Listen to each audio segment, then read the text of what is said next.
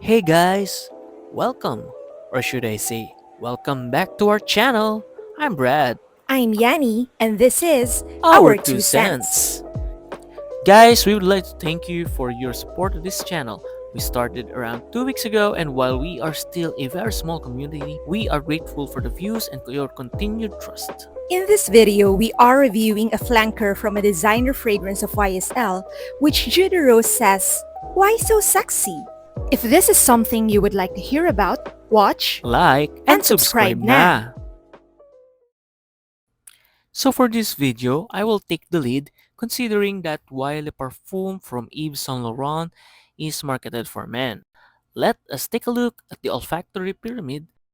On top notes, we have apple, aldehydes, grapefruit, and ginger. In the middle notes, we have sage, lavender, geranium. Lastly, we have the tonka bean, cedar, olibanum, and patchouli. So this Wild perfume from Yves Saint Laurent actually came from Yanni.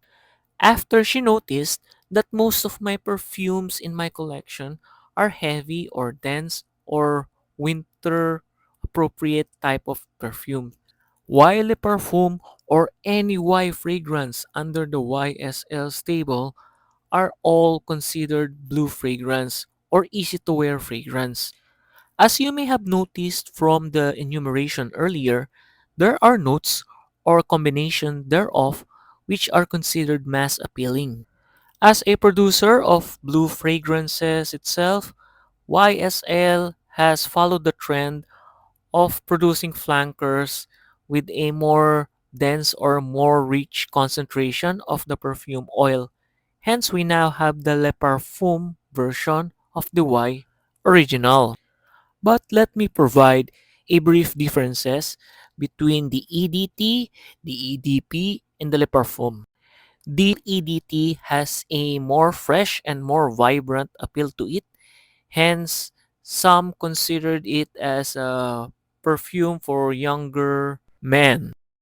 On the other hand, the EDP has a mild opening but has a sweeter accord to it. And lastly, Le Parfum is considered as the most dense among the three, and it has more woody notes but has less sweet accord. Of course, this review focuses on the Le Parfum, so let us now move on. So, in the opening, I immediately noticed the apple and the grapefruit notes. These prominent notes are supported in the background by the geranium and lavender. However, its sweet vibe does not come from the fruits, but rather on the tonka bean, as supported by the patchouli in the background. So for most fragrance enthusiasts, this restrained, or should I say, toned down sweetness makes this while a perfume suitable for a more mature users. However, I believe that younger users could still pull this off. The sweetness are well blended and does not overpower. Interestingly, the woody notes in the background make this scent more dense. And as a result, I consider this fragrance a versatile perfume that you could be used whether it's sunny or rainy or in the cold setup or cold weather environment. This one really projects well, which is expected from a perfume concentration. Projection and sillage wise, this has a decent 10 feet of projection, which is expected from a perfume concentration type of perfume. And as to the longevity, these last more than 8 hours.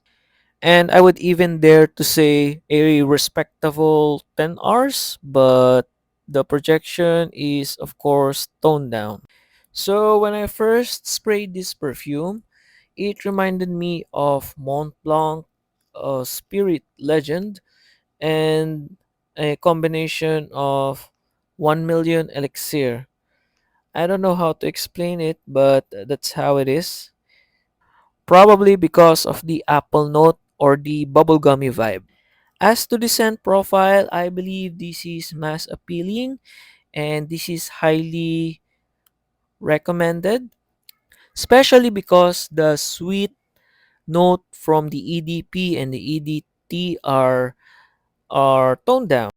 Of course, the only drawback that I could think of is that this perfume is not unique. This shares the same DNA as with YEDT and EDP. It also shares the same notes as with the other blue fragrances. As I've mentioned earlier, this smells like Mont Blanc Legend Spirit, which coincidentally smells like Invictus of Paco Rabanne.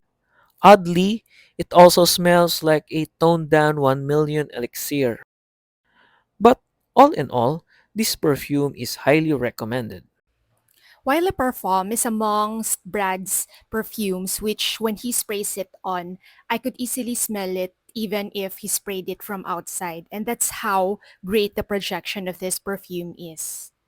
It doesn't happen a lot with his other perfumes, but with YLeParfum, he is guaranteed to have a projecting perfume and his perfume will also last even until the end of the day.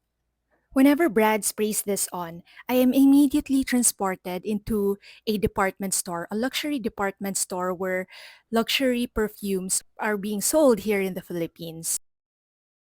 And looking at the notes, this is probably because this perfume would remind me of Versace and also Ralph Lauren. There are two perfumes from those brand houses which share the same notes with Le Parfum. Some of the notes which they share together would be the aromatic scents of geranium and lavender and the fresh notes of apple and grapefruit. A combination of those scents together with ginger in the opening makes this a fresh, spicy, and very aromatic scent, which is so relaxing and nostalgic at the same time. And all those accords combined make this scent a mass appealing scent. It is of no surprise then that this perfume stays in the top 20 men's fragrances in Fragrantica for about 3 years now. And that concludes our review for today. If you liked this review, please consider hitting the like button and subscribing to this channel. And don't forget to follow us on Instagram for more recent updates. See you in our next video. Bye!